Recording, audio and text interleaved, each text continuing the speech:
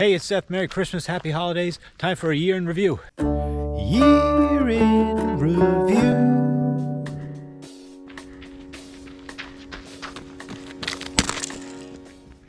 I'm at the Great Swamp Management Area in South Kingstown, Rhode Island.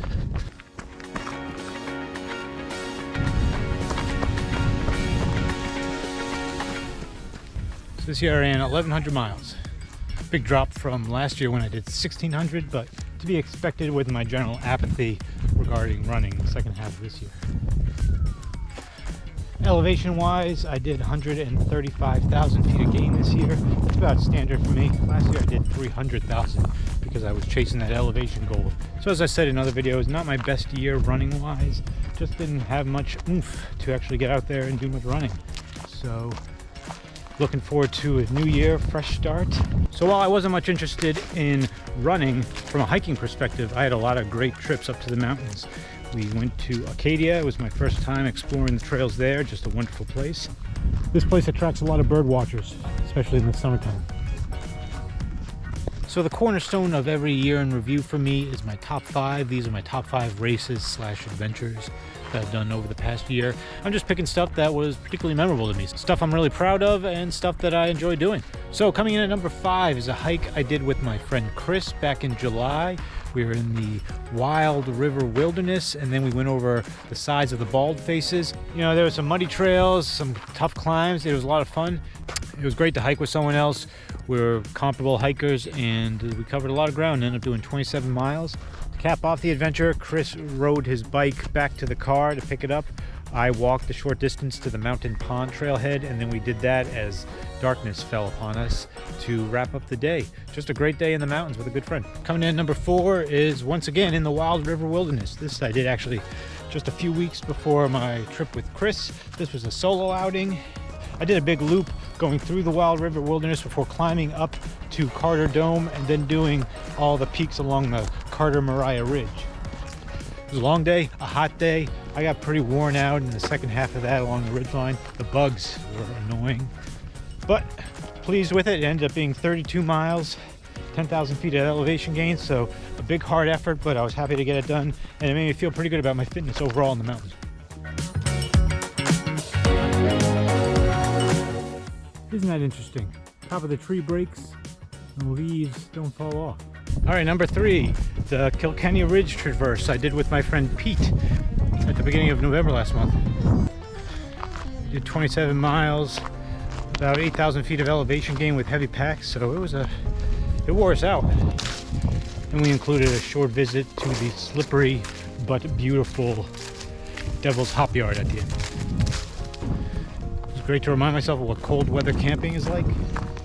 Get myself prepared for future adventures this winter.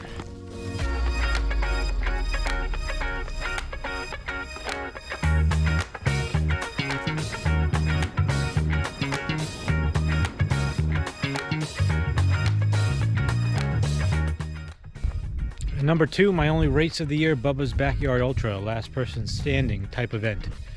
Over the course of 15 hours, I did 52 miles. Very pleased with my performance. I did one more lap than the previous time I did Bubba's, so happy to surpass that. It's a great format. I just enjoy it. You spend a lot of time running with other people, so you're not by yourself, which is often the case with ultramarathons. Definitely a cool format to check out if you're interested in running a long ways or even a short ways, because it's really a great format for any distance. You know, the best thing about Bubba's was that my wife accompanied me. Normally I go to these things solo, but it was great having her there to crew me. It was a big commitment from her because she's basically standing around in the cold rain for 15 hours, but she did a great job and it was just wonderful having her there.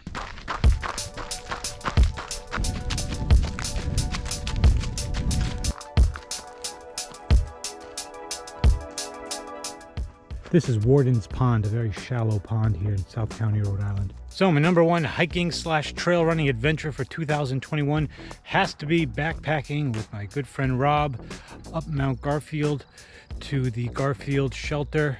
We both slept in hammocks, got down to 3 degrees. It was very cold, it was very challenging. We had a great time, made some mistakes, We initially had planned to continue on to the bonds, but even that first day up with those heavy packs, we knew that wasn't going to happen. So we decided just to do a single night. In the morning, we tagged Galehead and then made our way back down to the car. Just a great epic trip with a great friend, and looking forward to more such adventures this winter season.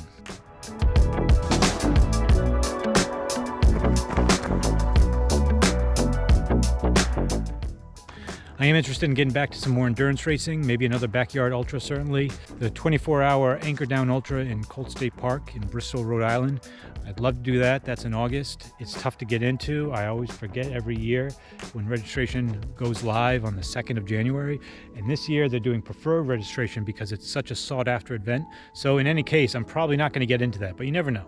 In terms of mountain goals next year, I really don't have many. I do want to finish my third round of the New Hampshire 4,000 footers. I currently have 5 left, so I would love to finish that off and then maybe look towards doing the rest of the New England 67. I still have all the mountains in Vermont and almost all the mountains in Maine to go. Of course, it's now officially winter again, so once again, I want to chip away at my winter New Hampshire 40,000 footers. I think I'm currently at 26. Don't hold me to that.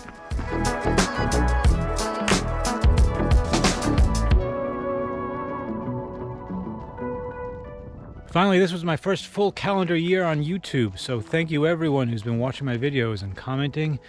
It's been wonderful. I really appreciate it. It's been great to get to know you guys, and I hope that one day we'll be able to hike together at some point. Thanks everyone very much for watching. Happy New Year, and we'll see you in 2022.